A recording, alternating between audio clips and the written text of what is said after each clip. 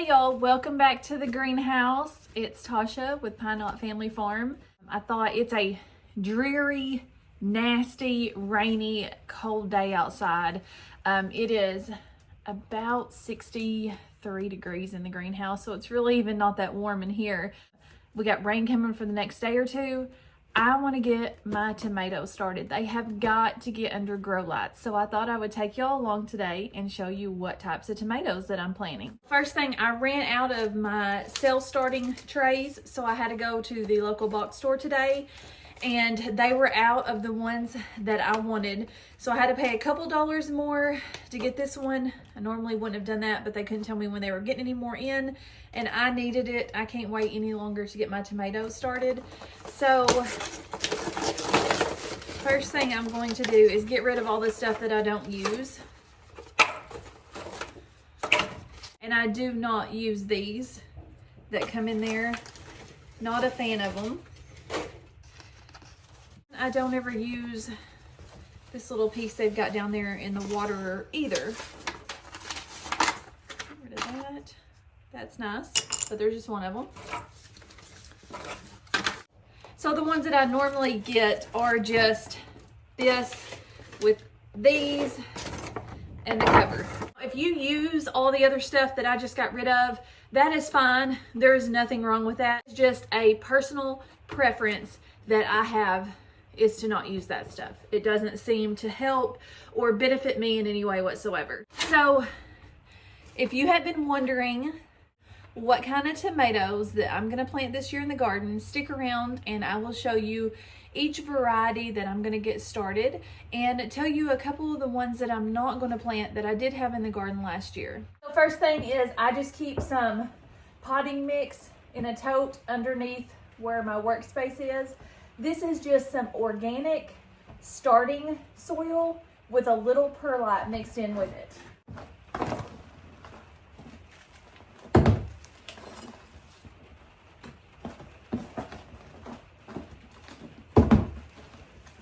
I'm actually almost out. I've got another bag in my truck. I just haven't carried it down here yet because that is heavy.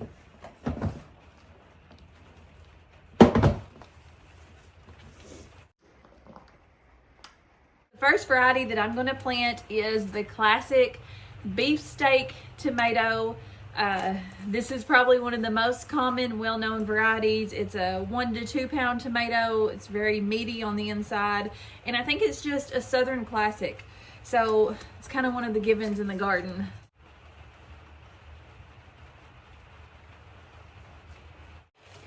Okay, I'm going to try for the first time this year Abe Lincoln tomatoes, and they are a slicer, a very meaty tomato.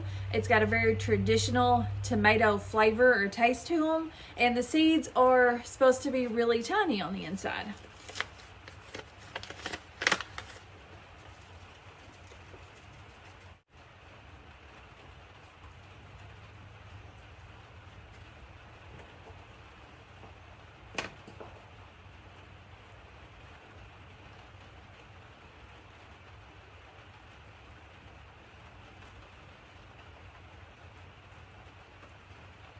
Just popsicle sticks is all I use, and I write the name on it and then like BC for Baker's Creek, that way I know where they came from. And I break these sticks in half so that way that the plastic domes will fit over them.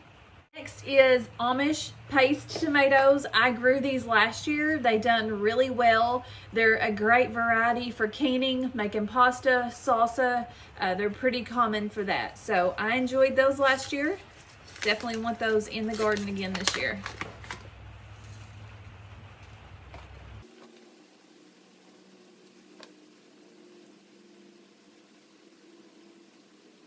I usually put 2 seeds in each slot just to ensure germination in each little cell, and sometimes you'll have 2 come up and you can either pluck them or you can split them. They'll be fine for a little while. You can split them. Another one that I had in the garden last year was Bonnie's Best, and it is a good tomato to can. It is also a very meaty tomato if you wanted to use it as a slicer as well. The Roma tomato, I also had these last year and they done really good. This is a good paste-like tomato, like the Amish paste. It works out really well for canning. It's usually got high yields and it is a determinant.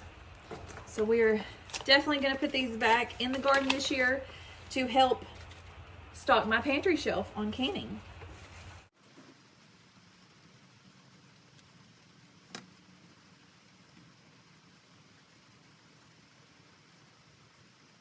New tomato variety that I'm going to try this year is going to be Henderson's Pink Ponderosa.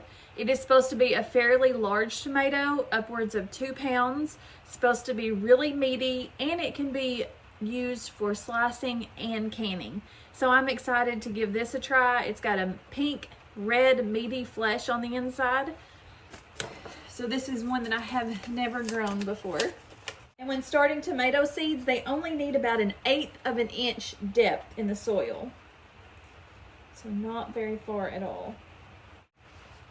All right, and there is the first 36. And if y'all have looked at the Baker's Creek whole seed catalog, I mean, I've got tabs everywhere, but there is so many different choices on tomatoes and everything, really. That's what I love about this, is just kind of trial and error to see what grows good around here. If y'all are not familiar, we are in Northeast Arkansas. That is growing zone 7B, and we have an extremely high humidity during the summer here. So some things do not grow well here that grow other places. Tomatoes is one of those things that it really is either hit or miss around here.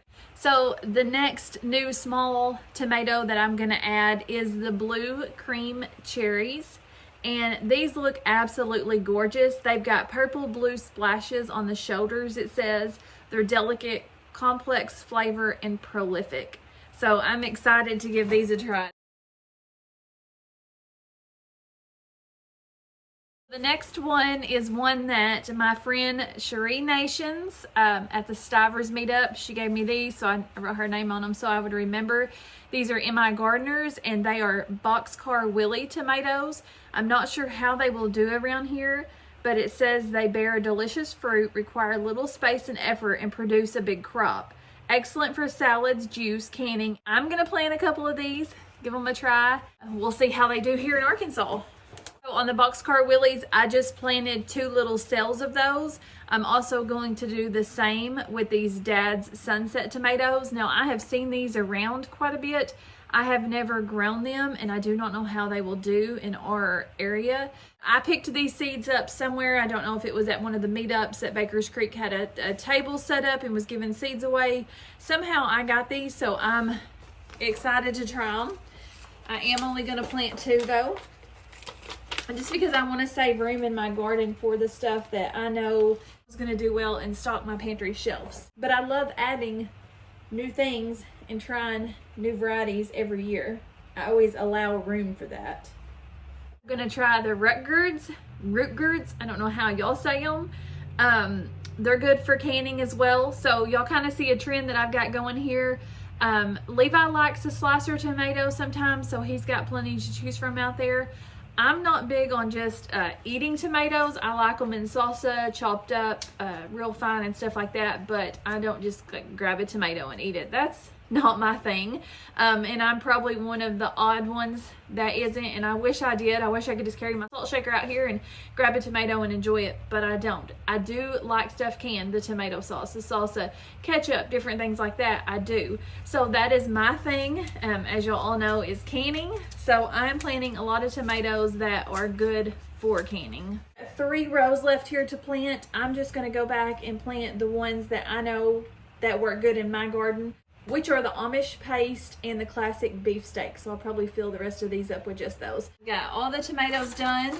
I am going to put them back in this watering tray, and I'm going to have to carry them in to the area where I've got my grow lights set up and started. They will be placed on a heat mat. I will fill this up underneath here with a little bit of water. I'd love to take y'all along, but as y'all can see in the background maybe that it's raining outside. So I do have a special package that I got in the mail that I want to open before I leave y'all. So I will go get this taken care of, and I will meet y'all back inside the house to open that package. So I got the seeds under the grow light. I'm back here in the office. This is from Miss Kathy at Little Garden Big Dreams, and she is over in Australia. She has got her own YouTube channel, and y'all go check her out. I will leave her link in the description below. She held a contest on her channel and I won, so this is my prize for winning. I am excited to open it.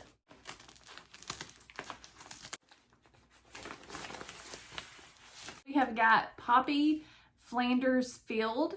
It's a heirloom flower, famous single red flowers with glossy black stems. So I've never seen anything like that. That is awesome. There's a whole lot of these little labels. I could have just used these a while ago if I would have had this open. So those will be really handy, and they're short, so they'll go inside those cell trays and still be able to put the top on them. So there's lots and lots of those in there. And next is some grow bags that you can get your seeds started in. This is so neat. I've never had any of these before. Y'all, this package come from Australia.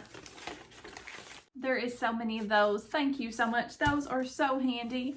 All right, so we have got some organic broccoli, some organic lettuce, Great Lakes lettuce, and some organic snowball cauliflower. And we've got a card.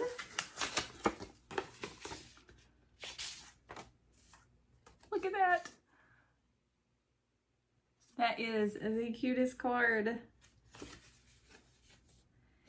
And a note in here. So thank you, Miss Kathy at Little Garden Big Dreams. If y'all have not checked out her channel yet, do me a favor and go check it out. She's got some wonderful videos on there, and it is just amazing to me to connect with people across the world, like Australia and different places like that, and see them doing the same things we do in different techniques and different ways.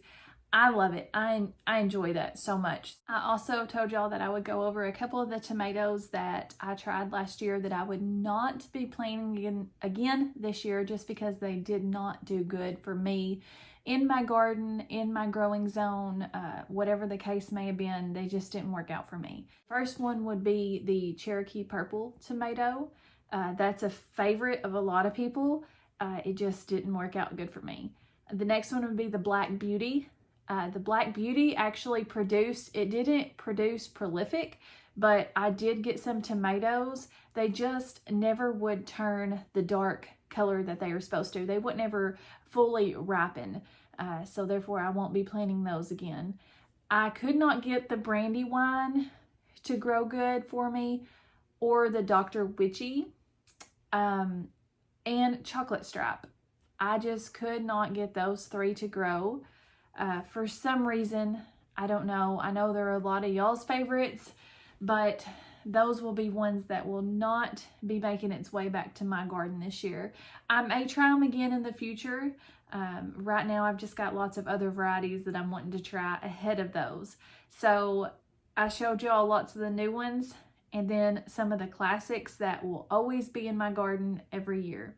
I hope y'all have enjoyed hanging out with me in the greenhouse on this dreary day as I plant some tomatoes. Y'all have a great one, and until the next one, God bless.